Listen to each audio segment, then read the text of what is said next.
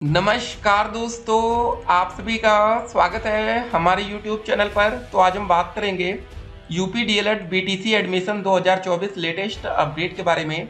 तो आज हमारी तारीख हो चुकी है 5 मई 2024 की बड़ी अपडेट में। सबसे पहले बात करेंगे आज की ब्रेकिंग न्यूज। जी हाँ दोस्तों, UP DElEd BTC admission latest update हम इस वीडियो में देखेंगे। आपका ढेर सारा सवाल, उन सभी सवालों को भी हम इस वीडियो में कवर करेंगे, लेकिन 2 सवाल हर वीडियो में हम बच्चों के पिक करते हैं। और देखिए सवाल यहाँ पर क्या था। देखिए ये सवाल फिर से रिपीट हो रहा है कि सर हम एमए के साथ बीएड या डीएलएड कर सकते हैं। पहले तो वैकेंसी दे, फिर एडमिशन की बात करें, और हाँ भ्रष्टाचार गवर्नमेंट है, ये बातें दोस्तों यहाँ पर लिखी जा रही है। कि देखिए दोस्तों, एक बात आपको बता दें, अगर कोई वैकेंसी आ जाती है और आपका डीएलएड उस समय तक नहीं हुआ रहेगा तो आपको शिक्षक भर्ती में आवेदन का मौका ही नहीं मिलेगा, ठीक है ना। तो एडमिशन या जो भी बातें, देखिए अभी यूपी में वैकेंसी नहीं आई पिछले कुछ सालों में, ये बात एकदम सही है। लेकिन दोस्तों बिहार में हमारी वैकेंसी आई। बिहार में वैकेंसी का नाम था हमारा बीपीएससी के माध्यम से, बीपीएससी टीआरई, ठीक है, 1.0 2.0, मतलब पहली वैकेंसी थी, ये दूसरी थी। और तीसरी वैकेंसी दोस्तों जो आई थी, इसका पेपर 15 मार्च को था, पेपर लीक हुआ, रद्द हुआ, दोबारा पेपर इसका जून में होगा, ठीक है। केवीएस की वैकेंसी दोस्तों आती है, जो केंद्रीय विद्यालय होता है ना, 1 to 5 या 6 to 8, यहाँ तक भी आप लोग जा सकते हैं, ठीक है। तो जो भी दोस्तों मौका, यूपी में तो 6 to 8 में आपको डायरेक्ट मौका मिल जाएगा अगर डीएलएड से संबंधित है। तो अब क्या है कि वैकेंसी आएगी कि नहीं, ये तो एक अलग मैटर है, और वैकेंसी आती भी रहती है। ऐसा है नहीं कि स्कूल बंद हो जाएंगे, सरकार कोई और आएगी, तो ऐसा कुछ नहीं होगा, ठीक है ना। तो आपकी तैयारी पहले से पूरी होनी चाहिए, ठीक है। बाकी वैकेंसी का हम लोग वेट करेंगे। अब चलिए कुछ और बातें देख लेते हैं, अपडेट क्या रही है।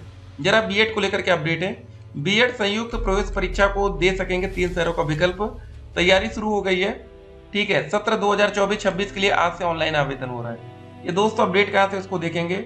सुप्रीम कोर्ट के आदेश के पूर्व हुई बीएड डिग्री धारकों की नियुक्तियां वैध हैं। तो दोस्तों देखिए, जिन बच्चों को पहले बीएड जिन्होंने किया था और जिनको नौकरी मिल गई, उनके लिए दिक्कत नहीं है, उनका सब कुछ सही है। देखिए यहाँ पर ये था कि उनको 1 वर्ष में ब्रिज कोर्स कराना पड़ेगा, ठीक है ना। चुनाव की हर पोस्ट की निगरानी कर रहा है सोशल मीडिया वार रूम। यहाँ पर आप देख सकते हैं फेसबुक, इंस्टाग्राम व एक्स अकाउंट पर कड़ी नजर है। सोशल मीडिया सेल की टीम 24 घंटे कर रही है निगरानी, ठीक है। चलिए एक बात ये हो गई। इलेक्टोरल बॉन्ड सबसे बड़ा घोटाला, एसआईटी जांच हो, ये दोस्तों बिहार से अपडेट आती है। तो देखिए सबकी मांग होती है कि ये एक घोटाला है, जो भी बातें आप कह सकते हैं। अब चलिए दोस्तों हम लोग बात कर लेते हैं डीएलएड एडमिशन से संबंधित क्या अपडेट है, ठीक है। तो वीडियो में दोस्तों अब देखिए यहाँ पर समझेंगे एडमिशन का प्रोसेस क्या होता है हमारा, ठीक है। देखिए दोस्तों, एडमिशन अलग अलग राज्यों में अलग अलग तरीके से होता है। एक चीज याद रखिएगा, जो डीएलएड का एडमिशन है हर स्टेट में अलग तरीके से होता है। एक सवाल ये था कि क्या सर हम 12वीं पास हो गए हैं, क्या हमें यूपी डीएलएड में एडमिशन का मौका मिलेगा। जरा समझ लीजिए, अब उत्तर प्रदेश में अगर आप लोग डीएलएड करना चाहते हैं तो यहाँ पर जो एलिजिबिलिटी क्राइटेरिया है, मिनिमम दोस्तों जो आपकी योग्यता होनी चाहिए वो होनी चाहिए ग्रेजुएशन। अब दोस्तों अगली कंडीशन ये है कि इस समय मई का महीना चला, 5 तारीख है। बहुत से दोस्तों कॉलेज में उत्तर प्रदेश में ही, ठीक है, जो आपका बीएससी बीएफ फाइनल ईयर के जो भी बच्चे हैं, मतलब उनका पेपर या तो हो गया होगा या तो पेपर होने वाला होगा, ठीक है। 2 ही कंडीशन होगी। लेकिन एडमिशन कब आपको मिलता है, एक बात याद रखिए, डीएलएड में जब भी दोस्तों आवेदन का प्रोसेस आएगा तो उस समय तक आप लोग का जो फाइनल ईयर का पेपर हुआ उसका रिजल्ट आ जाना चाहिए। क्योंकि दोस्तों जब आप लोग आवेदन करते हैं ना, तो पहले ही पेज में आपसे ग्रेजुएशन के नंबर मांगे जाते हैं कि पहला साल, दूसरा, तीनों साल का टोटल आपके नंबर कितने बने और कितने में से बने, ठीक है। तो यहाँ पर यह देखा जाता है कि क्या आपका मिनिमम 50%, ग्रेजुएशन में मिनिमम 50%, जनरल कैटेगरी के लिए, आरक्षित वर्ग के लिए 45%। लेकिन दोस्तों ये आरक्षित में ईडब्ल्यूएस शायद लागू ना हो, ये 50 में चला जाएगा, ठीक है। इसको जरा ध्यान दीजिएगा। चलिए फिलहाल अभी आएगा नोटिफिकेशन, देखेंगे हम लोग। तो फिलहाल दोस्तों 12वीं पास छात्रों को डीएलएड में मौका मिलता जरूर है, लेकिन यूपी में यहाँ दिक्कत रहती है, ठीक है। तो बहुत से बच्चे भी ग्रेजुएशन के फर्स्ट ईयर में होंगे, सेकेंड ईयर में कोई होगा, कोई फाइनल ईयर में होगा, या 4 साल का ग्रेजुएशन होगा किसी का। एज लिमिट दोस्तों मिनिमम आपकी एज 18 साल हो जानी चाहिए। फीस आपकी दोस्तों देखिए, फॉर्म भरने के लिए आवेदन की फीस 700 रुपये तक मैक्सिमम, या हो सकता है इस बार कुछ और बढ़ा दिया जाए। और कॉलेज में पढ़ने के लिए एडमिशन फीस 41,000 से लेके 10,200, आपका सरकारी कॉलेज में 10,200, ठीक है, प्राइवेट कॉलेज में 41,000। अगर जब आप लोग टीचर बन जाएंगे तब आपकी सैलरी क्या होगी, सरकारी शिक्षक की सैलरी क्या हो सकती है, तो आपको बताना चाहेंगे जब दोस्तों आप लोग टीचर बनेंगे तो आप लोगों की सैलरी ठीक है 45,000 से लेके 50-60,000 उस समय तक 2 सालों में आगे, क्योंकि देखिए 2026 तक आपका जाकर डीएलएड कंप्लीट होगा, तो आने वाले 2 सालों में और सैलरी टीचरों की बढ़ती जाएगी, हर साल कुछ ना कुछ बढ़ती है, तो ठीक है उस समय तक एक अच्छी खासी सैलरी बढ़ चुकी होगी। ठीक है, तो अभी आप लोग को बिल्कुल परेशान नहीं होना है, ठीक है ना। बहुत से बच्चे परेशान हो जाते सर कैसे क्या होगा, ठीक है। तो शिक्षक बनने का नियम क्या है, ये दोस्तों जो आपने हाई स्कूल में नंबर पा रखे हैं, 12वीं में, ग्रेजुएशन में और अभी डीएलएड करेंगे, तो ये 200 नंबर आपके लिए इंपॉर्टेंट होगा। यूपी की बात कर लें, लेकिन जो बिहार में वैकेंसी आई थी वहां पर दोस्तों जैसे आप कोई पेपर देते हैं ना, तो उसी की मेरिट के बेस पर वहां पर नौकरी दी गई, ठीक है। हाँ, डीएलएड में एडमिशन कैसे होगा, कैसे आपका मतलब एंट्रेंस एग्जाम तो होता नहीं यूपी में। देखिए बीएड करेंगे आप लोग तो एंट्रेंस एग्जाम देना पड़ेगा, लेकिन दोस्तों जब आप लोग डीएलएड करेंगे तो भैया मेरिट के आधार पर। मेरिट कैसे बनती है, मेरिट दोस्तों आपके हाई स्कूल में कितने परसेंटेज है, 12वीं में कितने परसेंटेज है और ग्रेजुएशन में कितने परसेंटेज है, ये देखा जाता है, ठीक है।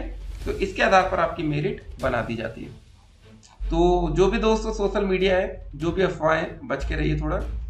तो फिलहाल देखिए अगर कोई बच्चा एमए के साथ भी बीएड या डीएलएड करना चाहता है तो इसमें एक प्राइवेट होना चाहिए, एक रेगुलर होना चाहिए, बस ये ध्यान दीजिएगा, क्योंकि डीएलएड का कोर्स हमारा रेगुलर बेसिस पर है तो फिर आप दिक्कत में आएंगे, ठीक है।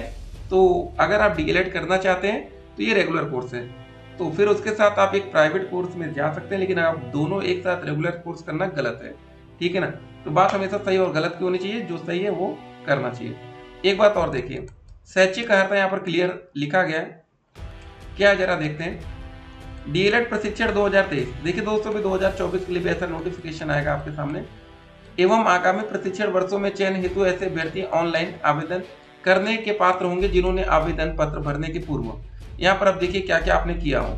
माध्यमिक शिक्षा परिषद उत्तर प्रदेश प्रयागराज या सीबीएसई या आईसीएसई से मान्यता प्राप्त संस्थानों से हाई स्कूल व इंटरमीडिएट व उसके समकक्ष घोषित परीक्षा एवं विधि द्वारा स्थापित एवं यूजीसी से मान्यता प्राप्त विश्वविद्यालय महाविद्यालय से स्नातक परीक्षा न्यूनतम 50% अंकों के साथ उत्तीर्ण की हो।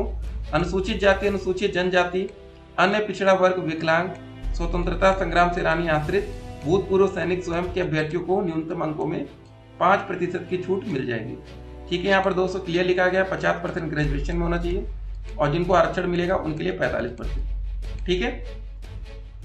आयु दोस्तों यहाँ पर साफ साफ लिखिए, मिनिमम 18 साल, मैक्सिमम 35 साल। मैक्सिमम में क्या होती है 5 साल की और छूट मिल जाती है, लेकिन मिनिमम में 18 से कम में काम नहीं होगा, चाहे फिर आप किसी भी कैटेगरी से हैं, ठीक है ना।